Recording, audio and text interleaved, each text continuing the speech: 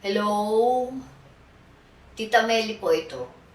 Ladies, nahirapan po ba kayo dumumi? Meron po ako nabasa sa Japanese magazine na matagal ko na po itong ginagawa. Dahil ako po meron po akong hirap din po ako sa pagdumi. So, ang tagal ko na po itong ginagawa. Gusto ko pong i sabihin sa inyo kasi baka po marami sa inyo ang nahirapan po dumumi. So, ang gagawin nyo lang po is ganito. Ito po yung toilet bowl. Pero bago po kayo magpunta ng CR ladies, uminom muna po kayo ng tubig. So, ito po yung toilet bowl. Tataas nyo lang po yung heels nyo, ganyan. Tapos yung dibdib nyo halos nandito sa tuhod. Gaganyan nyo lang po.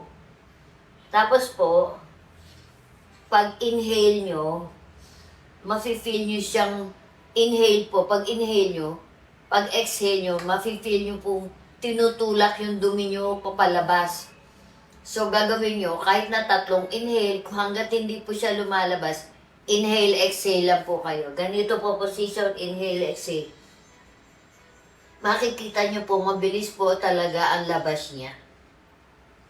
Ngayon po, kung nahihirapan po kayo, ayaw yung ganung position, kuha po kayo ng stool, okay? Magpagawa po kayo ng stool na ganito. Patong nyo lang po yung paa nyo.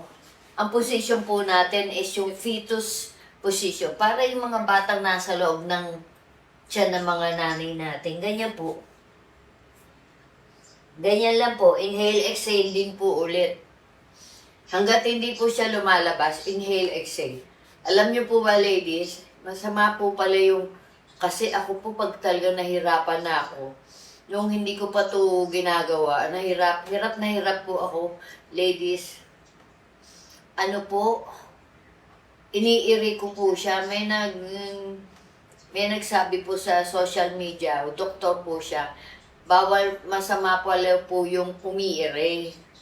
Nakakamatay daw po yun. And pwede kayong mag-coma. So, gagawin nyo na lang po, pinakamabilis pong position na para madumi kayo agad. Ganito lang po gawin nyo. O yung first position, or eto po yung second position. Kung ano pong mas mainam sa inyo. Ganyan lang po. Inhale, exhale lang po. Tapos siguro ako po kasi, within 3 inhale, exhale, nakalabas na po siya. Talagang napakaginhawa po nitong position na to.